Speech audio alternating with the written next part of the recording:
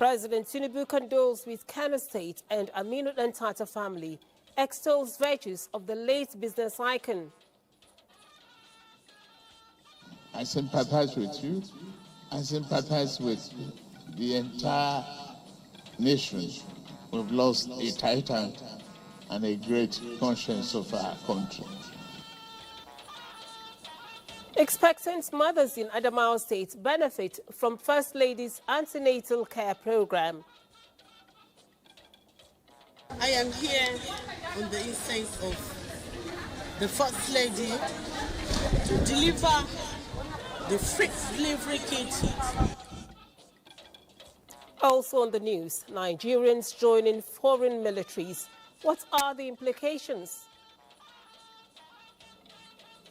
Living and going to defend another man's country, it's not my thing. I might not take it up like that until I feel my country is safe. Good evening, I'm Lami Ali. Welcome to NTA Network News. We're live with stories making the rounds and the latest updates from across Nigeria. Tonight's lineup is exciting. Joining me are Hingino John Adams from Lagos with the latest developments that matter. Maria Ado-Zakari with the business news that affects your bottom line. And of course, Bade Adeleye with the sports highlights that will get you pumped up. Do endeavor to follow this newscast live on our website, nta.ng/live, NTA News Now on X, and on other social media handles of the NTA displayed on the screen. Now, stay tuned for an evening of informative and engaging news. Let's get started. We begin from Kano, where President Bola Tinubu eulogized the rare personality of the late renowned businessman and philanthropist Alhaji Aminu Dantata. State House correspondent Musmaud Wahab reports that President Tinubu visited the family of the deceased in Kano, where he described late Alhaji Dantata as a titan and a great national conscience. President Bola Tinubu, in company of the President of the Senate, Godswill Akpabio, and others, were received by a huge delegation led by the Kano State Governor, Abba Yusuf, and a military reception for the Commander-in-Chief of the Armed Forces.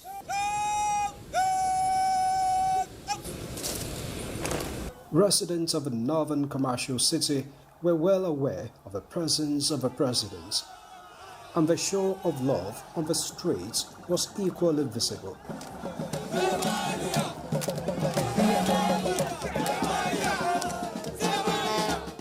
The president headed for cookie at the residence of the Dantatas. Notable members of the family and indigenes of the state, including Alhaji Aliko Dangote and Alhaji Tanko Yekasai, received the president. We seem very, very close to my family.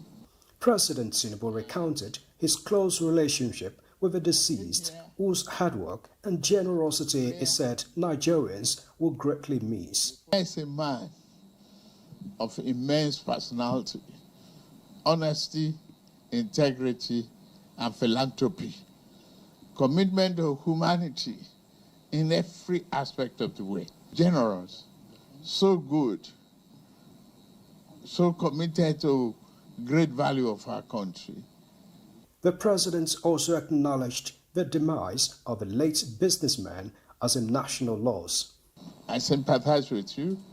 I sympathize with the entire nation. We've lost a titan and a great conscience of our country, a humanitarian for that matter, par excellence. Following the death of Alhaji Aminu Dantata in Abu Dhabi, UAE, on June 28, President Tinubu directed some of his ministers to attend the burial in Saudi Arabia. The family appreciates that decision as a mark of honor for their late patriarch. We regard you in very high esteem. We have seen your cordial relationship before you became president. We have seen how you interacted with him while he was alive, and we have now seen how you have reacted to his demise. On behalf of the family, we thank you wholeheartedly. We are aware about your assistance in terms of talking and appealing to the leaders in Dubai as well as Saudi Arabia. Now we want to thank you for that. The president is back in the Federal Capital Territory. In Abuja, Musbal, then Wahab, NTA News. The Permanent Secretary of the Ministry of Defense, Ambassador Gabriel Tanimo Aduda, is advocating for strengthened defense collaboration between the United Kingdom and Nigeria. This was at a high-level meeting at the British Parliament's House of Lords, convened in light of increasing global security complexities and the pressing need for sustainable defense partnerships. The discussions focused on restructuring and revitalization of the Defense Industries Corporation of Nigeria, DICON, the country's premier defense manufacturing institution. The Permanent Secretary also emphasized government's commitments towards transforming DICON into a commercially viable and investor-attractive entity capable of addressing domestic security needs while contributing to regional and international defense solutions. Now, Nigerians joining foreign military services has sparked concern, with social media flooded with videos showing Nigerian-born individuals flaunting their military careers abroad. What drives these individuals to seek opportunities outside their homeland, and are there potential risks and challenges that come with it? Defense correspondent Najan Atitijani examines this growing trend. Many Nigerians intrigued by the possibility of living abroad and earning in foreign currency quickly jump at any opportunity to do so. Of course, I'll take the offer. I feel they pay them well, and then they get a good package for their military. Yes, I will be interested to join because I once applied at NTA. I wrote the exam even. But yeah, I will gladly accept the offer. Their own is just do your job and they pay you what you are due.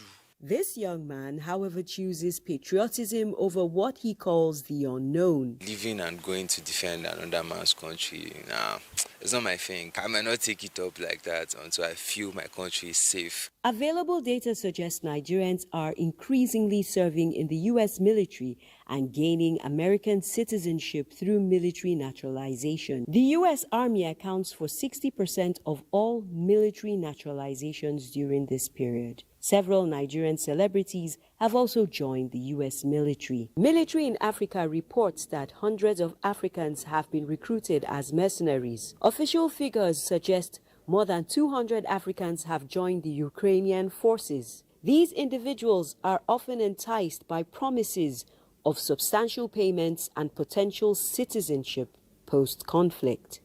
Such is the case of a Nigerian man, Kehinde Oluwagbemileke, who was captured by Ukrainian forces while fighting for the Russian military in the ongoing war between Ukraine and Russia, in exchange for a reduced sentence on drug-related charges.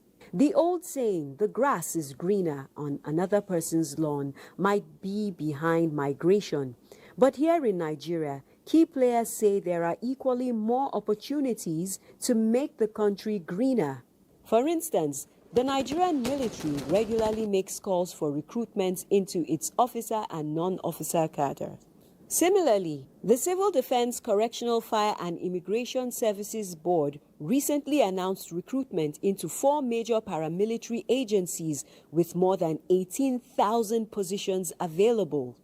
These security stakeholders say to avoid falling prey to foreign military recruitment scams or becoming mercenaries, Nigerians should verify opportunities, be cautious of unrealistic offers, prioritize local opportunities, and join the Nigerian military, paramilitary agencies, or other local organizations which offer stable and secure employment. Nigerians who are in the U.S. military are legally and legitimately permitted to do so. Experts are therefore calling on those at home to look inwards to make the country far better rather than falling for recruitment scams elsewhere. Naja'atu Tijani, NTA News. All right, thank you, Naja. Now, to continue the conversation on this part of the increasing volume of immigration of Nigerians to other countries in search of better economic opportunities is the National Orientation Agency's Director for Special Duties and State Operations, Mr. David Akoji. Sir, thank you for joining us on the news. Good evening. It's a pleasure to be here. All right. Now, what are the underlying factors driving the Japa phenomenon among Nigerians, leading to them seeking opportunities in Western countries, including serving in foreign military formations? Well, if you listened to that intro shortly before this conversation that we're having now, you would identify some of the motives that's driving our young people to join these foreign armed forces. Now, the thing is this. Joining the armed forces is a calling in the same tradition as becoming a pastor or an imam is a calling. And it's a very high calling. It's a calling that entails sacrificing your life to a cause, you know? And so it should be driven by a sense of patriotism, not pecuniary benefits of getting higher pay, getting citizenship, and some of those motives that you heard some of those young people that were interviewed explaining. I think they lack this understanding. Patriotism is love for your country. And if truly they are driven by a desire, by patriotism, then it is the Nigerian armed forces that they should be joining. You know, in recent times, under the present leadership of General Christopher Musa, the Chief of Defense Staff, there's a lot that is happening in the armed forces, you know, to bring it to a certain level where it becomes enviable, even within the context of the African region. You know, if you examine the innovations that are coming about as a result of the visionary leadership being provided by General Christopher Musa, you will find that our military is far more attractive today than it was before. And so our young people should be aspiring to join our military, not to go to foreign military establishments where they would be inhibited by the glass ceiling. And what do I mean by the glass ceiling? There's certainly a limit to which they can grow in their career in any foreign military. There's also the challenge of discrimination. You saw the presentation of that young man who went and joined the Ukrainian military in exchange for a reduction in his sentence for drug use and all of that. You know, such people are thrown to the hottest part of the battle. They put their lives at risk, you know, and because they are not driven by that high calling that I described earlier of patriotism, then it becomes a waste of life if, peradventure, they get killed in the hottest parts of the battlefield, for those of them who join where there's conflict, you know, ongoing at the moment. So we think that our youth should embrace patriotism, should participate in building the Nigeria of their dreams. You know, the grass is greener where you water it. Those places that you are looking at and thinking that if you go there, you are going to get the best. Some people put in the work and the labor to make it what it is that you find attractive. All right. You've dwelt on the implications, the consequence of joining foreign military by Nigerian youths. Now, what policies or initiatives can the Nigerian government implement to address the root causes of Japa and also encourage other skilled Nigerians to contribute to the country's development rather than seeking opportunities in whatever sector abroad? So what we're saying is that first and foremost, Nigerians should embrace love for country. If you have true love for your country, you would want to participate in its development. There's no country in the world that does not have one kind of challenge or the other. You know, there's no perfect situation anywhere. Even in countries that are far more advanced, you know, than we are. So the encouragement here is, let us not put our lives at risk. Let us not go to other people's countries and become second-class and third-class citizens.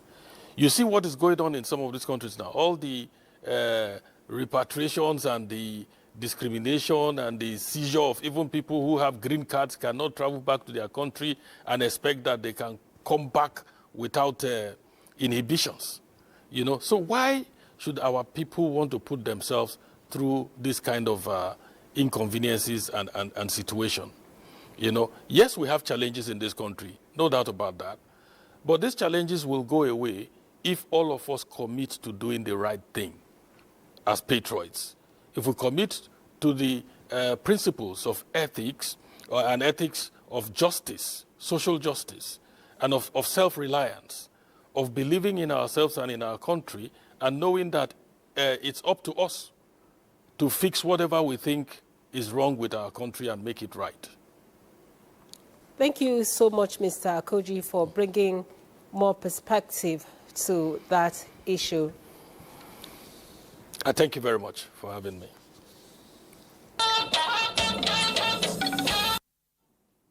Thank you for staying. The National Orientation Agency is appealing to parents and guardians to ensure that children of school age are enrolled in schools to ensure their future is guaranteed. Kenneth Nanim reports that the agency has taken its campaign against child labor to the palace of Sir Karui of Karu Chiefdom of the FCT here in Abuja. The Child Rights Act of 2003 is a law that guarantees the rights of all children in Nigeria and makes provisions for the right to name, survival and development, right to parental care, protection and maintenance, right to health and health services, free, compulsory and universal primary education, amongst others.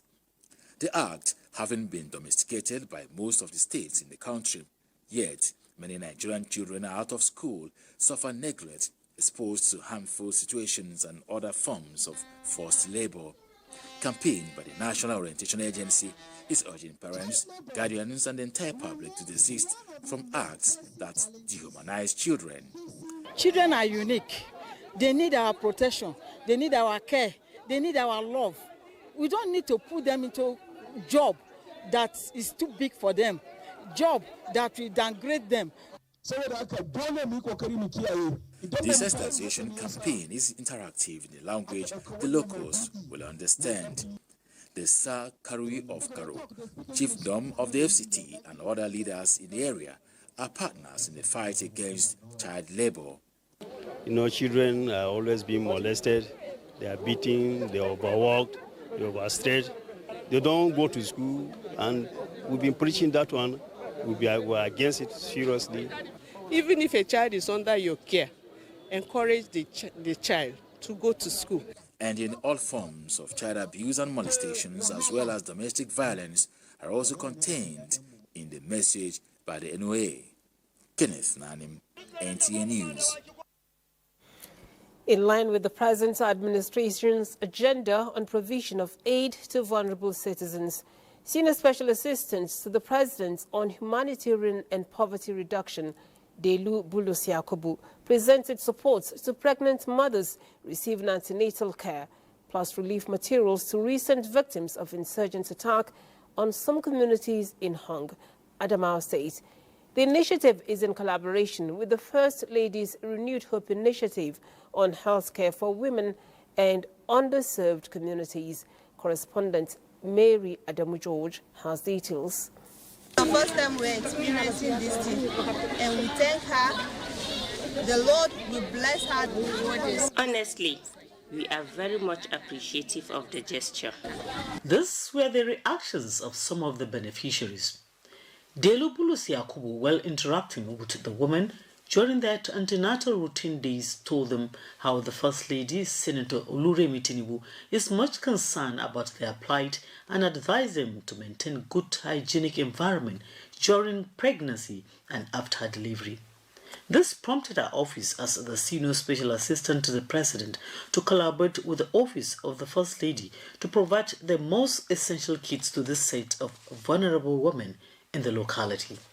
I am here on the instinct of the First Lady, Senator Remi Bola Ahmed Tinubu, to deliver the free delivery kit to the pregnant women. Professor Yauba Mohammed Saad, head of clinical FMC Mubi, who received the team, lauded the initiative on the importance attached to the delivery kits to the center and most women in the area.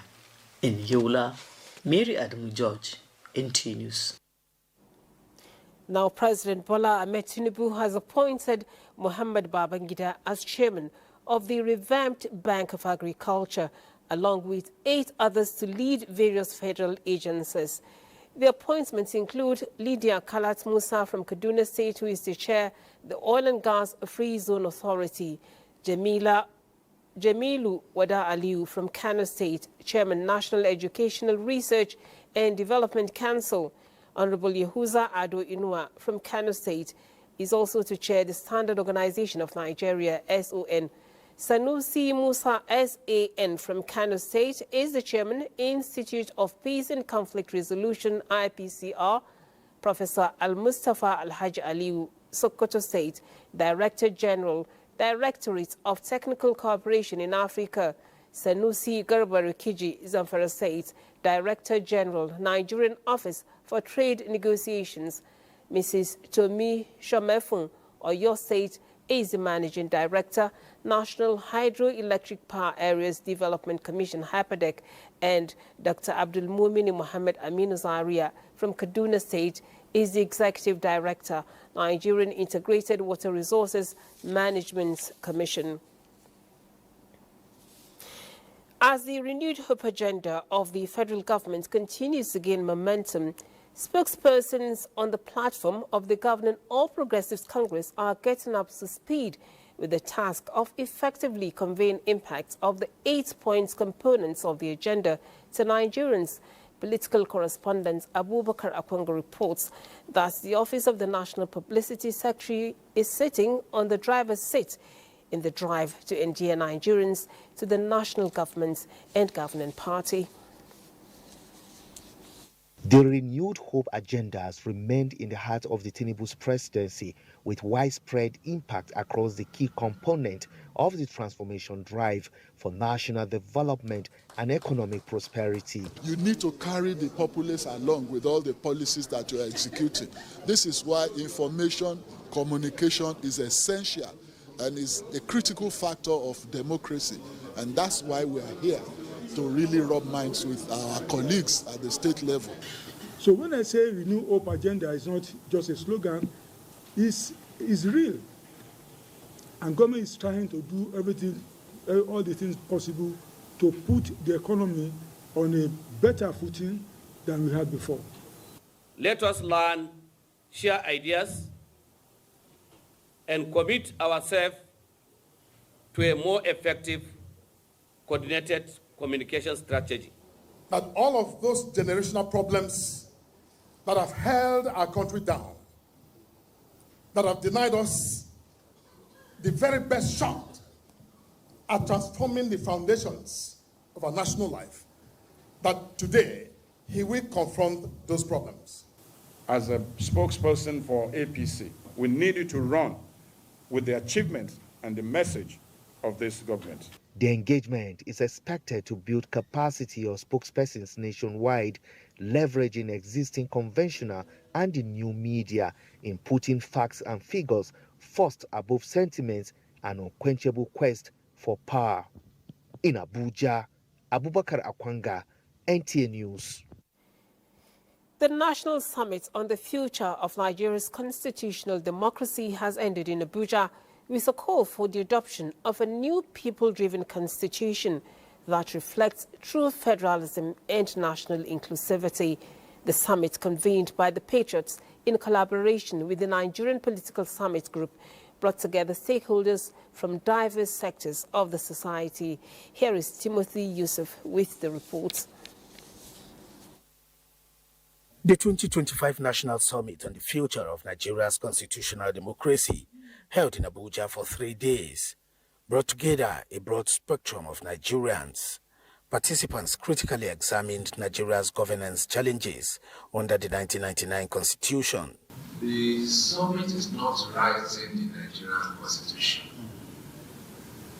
What the summit have done is to talk to Nigerians across the divide and find ways and means of moving forward. Again, in the rejigging of the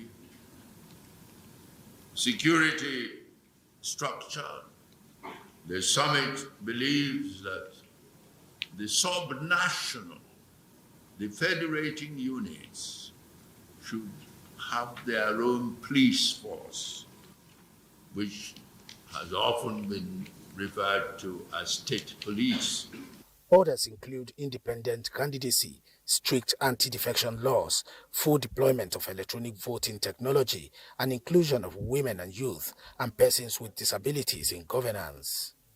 Timothy Yusuf, NTA News. For the teaching profession in Nigeria to catch up with the fast-growing digital world that will empower a generation of teachers equipped to deliver dynamic, inclusive, and reflective learning experience, education programs must promote digital equity, innovative teaching practice, provide continuous support for hybrid teaching strategies, encourage reflective ethical technology use, and content knowledge seamlessly. This is coming from experts in Nigerian education at a workshop organized by School of Education, College of Education, Zuba, Abuja, with the theme, Hybrid Learning for Teacher Educators in the Digital Era. The workshop provides an avenue through which competences of educators shall be developed on leveraging emerging technologies to enhance teaching and support 21st century learners. Today our students are lazy. They don't come to classrooms. So we have devised a way to teach them at home. Even if they are sick in the hospital. You will have to use technology to make sense to them. One of the reasons why educators also must employ technology. Teacher educators must lead this change by fostering technological proficiency, ethical responsibility, and pedagogical innovation. Digital tools, when creatively deployed, can democratize learning. Provost of the college, Dr. Sule Mundi, and the dean of the school, Dr. Badamasi Ayubatada, who invested so much on digital innovation, believe knowledge is impacted on students from wherever they are located. In a move to deepen infrastructure development and strengthen people-centered governance, Jagal State Governor Malam Umar Namadi has flagged off the construction of a key road and a modern hospital in Kwiwa local government area. The initiative, Mohammed Musa Askure reports, is part of his administration's weekly citizens engagement program aimed at inclusive governance and grassroots development. Governor Umar Namadi has officially launched the construction of the Friji to Danabzin Road, a 29.1-kilometer stretch awarded at the cost of 11.3 billion naira. The road project is expected to boost rural connectivity and enhance economic activities in the area. In addition to the road, the governor also commissioned a befitting hospital in Kwiwa local government area, further demonstrating his administration's commitment to improving healthcare delivery in rural communities. The dual projects were launched ahead of the state's weekly government citizens engagement initiative, a platform introduced to ensure inclusive development by allowing the people to directly shape the state's policy and budget priorities. Responding, Governor Umar Namadi expressed delight at the positive impacts of his administration's projects on the lives of ordinary citizens. He affirmed his government's resolve to pursue projects that directly benefit the people. This is quite impressive, what we have seen, and you can see the enthusiasm on the people, the way they appreciate. So the essence of this program, I think the program is achieving its objective. We are having an opportunity to tell the people what the federal government under the leadership of His Excellency President Bola Ahmed Tinubu is doing to the people of Jagal State. We are also telling the people what the state government is doing to the people of Jagal State. This has been communicated to the people, and the people are appreciating this. The governor noted that the All Progressives Congress is gaining deeper roots among the people of Jigawa through responsive leadership and developmental strides, an encouraging sign, according to the stakeholders, for the party's prospects in the 2027 general elections. With this citizens-focused approach, Jagal State continues to set the pace in participatory governance and rural transformation, keeping hope alive for a more prosperous future. From Dutse, Muhammad Musa Askira, NTA News. And from Jakarta, we go live to Lagos. Hingino John Adams is joining us with the latest developments from the commercial hub of Nigeria. Hingino, what's happening in Lagos tonight? Lami, and welcome to Lagos. The Food and Agriculture Organization of the United Nations has projected that approximately 30.6 million people across 26 states and the Federal Capital Territory may face acute food and nutrition insecurity at crisis level or worse during the June-August 2025 lean season. This is indeed worrisome. Correspondent takes a look at what concerned bodies are doing to cushion the effects. Communities, we don't have roads that are motorable. The cost of labor is now very high. These are some of the challenges faced by Grace Bukola and many other farmers like her across Nigeria and Africa at large. Concerned about such sad experiences of farmers, which pose great threat to food security, the African Union launched the Kampala Declaration in 2025, a build-up of the Malabo 2014 and Maputo 2003 declarations, which focus on achieving a sustainable and resilient food system through mobilization of significant funding for the sector. Let us account for what is going into the budget, and let's deal with all the bottlenecks or selected bottlenecks, the top bottlenecks that are hindering the agri-sector. These experts and stakeholders are drawing the attention of relevant institutions on the importance of achieving goals that can help boost the agricultural sector. The ministry is helping smallholder farmers with fertilizer and other agri inputs in various states across the nation. With recommendation of 10% of the national budget by the declarations, Nigeria is still lagging behind.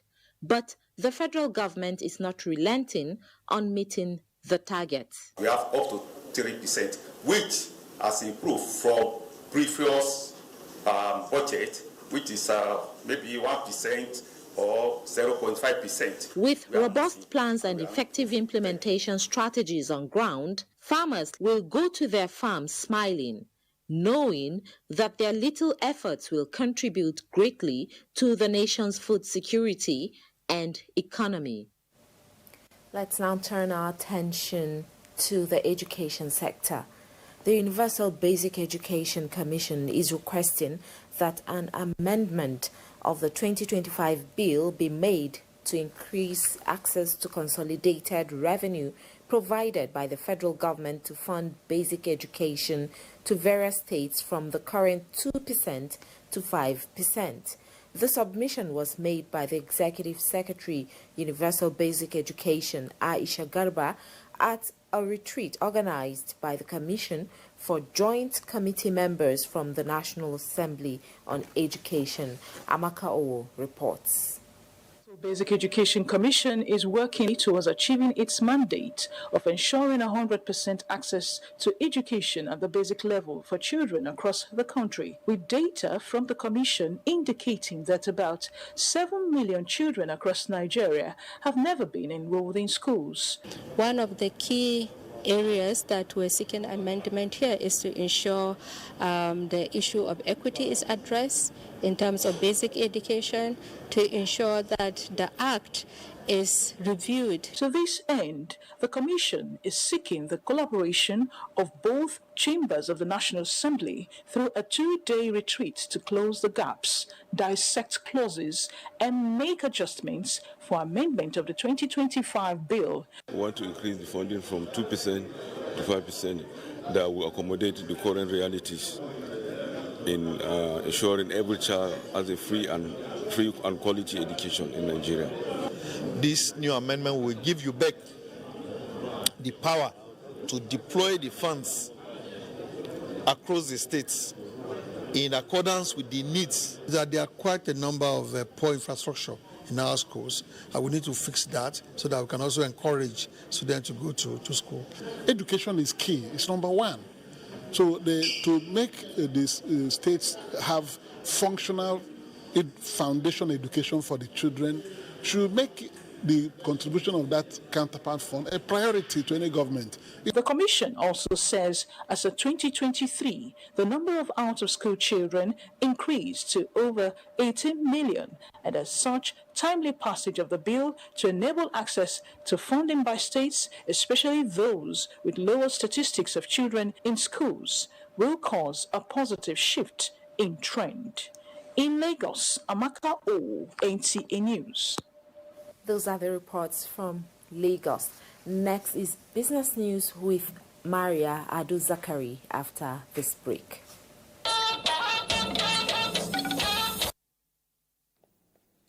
Welcome back to the network news. Let's talk business. Nigeria's headline inflation declined for the third consecutive month to 22.22% in June 2025, down from 22.97% in May. This moderation comes at a crucial time, just days ahead of the Monetary Policy Committee's next meeting, where policymakers are expected to decide whether to maintain or adjust the benchmark interest rate. We had Dr. Aliyu Elias, an economist and public policy analyst, earlier in our studio to break this down for us. CBN actually reported last week or thereabout that there is increase in input, and according to CBN, there is a rise in the input of agricultural produce, manufacturing produce, and that may in turn return our inflation to be moving up ahead. That's a reduction is a reduction, and is a positive omen both for international community in terms of foreign direct investment and even local businesses. However, if you look at the reduction, it's a function of a drop in food inflation, because it's not only the headline that is actually dropping, it's also food inflation that is dropping.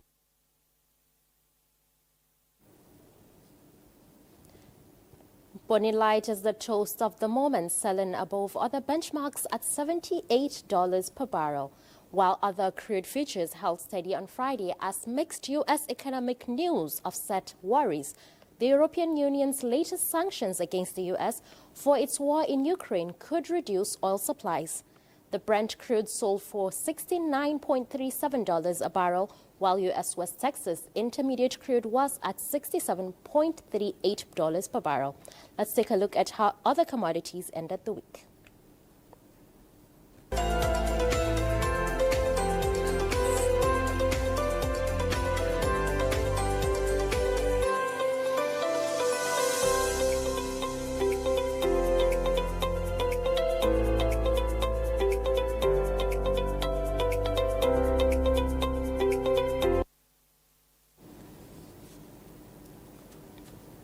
At the end of last weekday of trading on the Nigerian Stock Exchange, a total of 2.206 billion shares in 28,585 deals corresponding to a market capitalization of 39.571 billion were traded. Today's data shows 85% improvement in volume, 7% decline in turnover, and 24% decline in deals. The current market capitalization was at 83.2 trillion naira, and we have the all-share index at 131,585. On the aggregate, 129 listed equities participated in trading, ending with 46 gainers and 25 losers. That's it on business. It's back to Lami for the rest of the news. All right. Thank you so much, Maria. And from business, we go to the judiciary, where the Court of Appeal, Abuja Division, says the National Human Rights Commission acted beyond its mandate when it constituted a special investigation panel to look into complaints on oil spillage in the Niger Delta region of the country. Olabode Arewa reports that the ruling is based on an appeal filed by the Nigerian National Petroleum Company Limited, NNPCL. Arising from frequent cases of crude oil spills in regions of the Niger Delta, where oil flow stations and pipelines are located, farming communities in Akwa Ibom State filed a complaint in that regard, seeking monetary claims. The National Human Rights Commission, acting under its mandate, set up a special investigation panel to investigate complaints against the National Oil Company, the NNPC. NNPC had purchased the assets and liabilities of Adax Petroleum, the company initially accused of being owner of the busted pipelines. The trial court, having given its nod to the Human Rights Commission's findings, the NNPC approached the Court of Appeal for redress. Looking into the National Human Rights Commission Amendment Act and the 1999 Constitution, the three-man panel, led by Justice Okonabang, agreed that the National Human Rights Commission has jurisdiction to look into human rights violations, only that the Federal High Court is the one with the requisite powers to entertain cases concerning oil spills. Using the principle of stare decisis, the three-man panel, led by Justice Okonabang, decided that the National Human Rights Commission acted beyond its powers, thereby upholding NNPC's appeal. In Abuja, Olabode Arewa, NTA News. Now, the Police Community Relations Committee, PCRC, has called on Nigerians to disregard calls for a strike by personnel of the Nigeria Police Force, assuring the public of the force's continued commitment to maintaining peace and security across the country. Francis Form reports that in a show of support, PCRC leadership from all 36 states of the Federation converged on Abuja to pass a vote of confidence on the current leadership of the Nigeria Police Force. The committee describes this purported strike threat as misleading and unpatriotic. All what Agbetoku is doing is to give Nigeria Police a facelift, of which we have feedback across the 36 states of Nigeria and FCT. All the Nigeria Police under Agbetoku are winning war against crime and criminality. We call on federal government to do more for the Nigeria Police in terms of their welfare. We talk about the police pensioners to look at their welfare as well. The PCRC reaffirmed its support for ongoing reforms within the force under the Renewed Hope agenda and urged officers to remain professional, assuring that issues of welfare and operational challenges are being addressed through appropriate channels. The Sultan of Sokoto, Saad Abubakar, has attended the Muslim World Leaders Summit at the Oxford Centre for Islamic Studies in Oxford, England. The two-day event marked the centre's 40th anniversary and featured a gathering of esteemed leaders, including King Charles III, former Turkish President Abdullah Gül, and Saudi Prince Turki Al Faisal. The summit aims to promote interfaith dialogue, inter-civilizational understanding, Islamic finance, environmental issues, and the growth of Muslim views.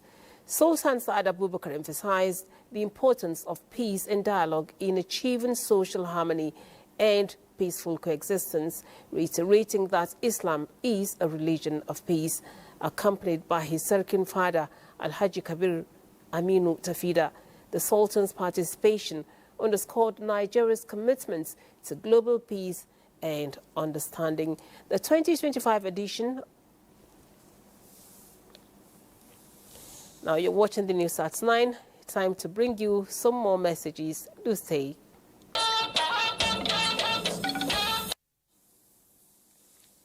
Sports update is next with Badi.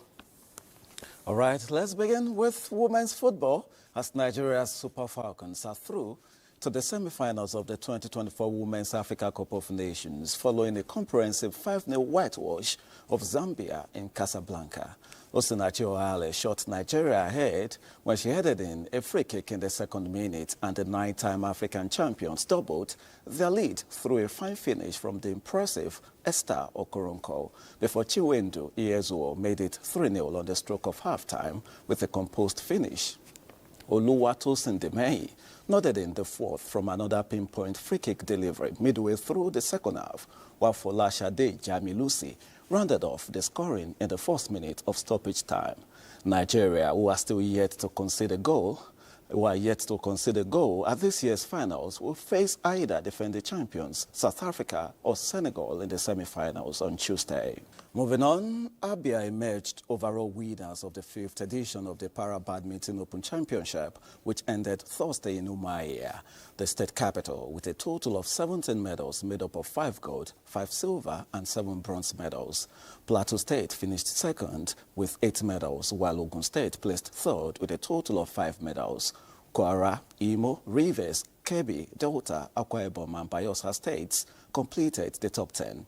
President of the Badminton Federation of Nigeria, Francis Obi, attributed the success of the championship to the support of Abia State Governor, with the Open coming as a precursor to the first Abia Para Badminton International Championship scheduled to take place from September 30 to October the 5th, 2025, followed by the All Africa Para Badminton Championship from October 6 to 12.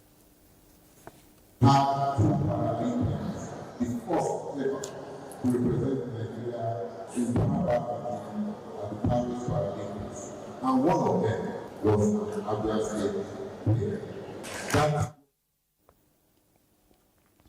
And finally, Nigeria's Junior Tigers delivered a strong performance on Friday afternoon, defeating Argentina 68-58 in a FIBA Under-19 Women's Basketball World Cup classification game. They outscored Argentina in the first 3 periods and maintained their lead despite an even final quarter, wrapping up the game with a 10-point advantage. With this victory, Nigeria progresses in the classification rounds, boosting their quest to finish strong in the tournament. That was it on Sports Tonight. Let's return to line.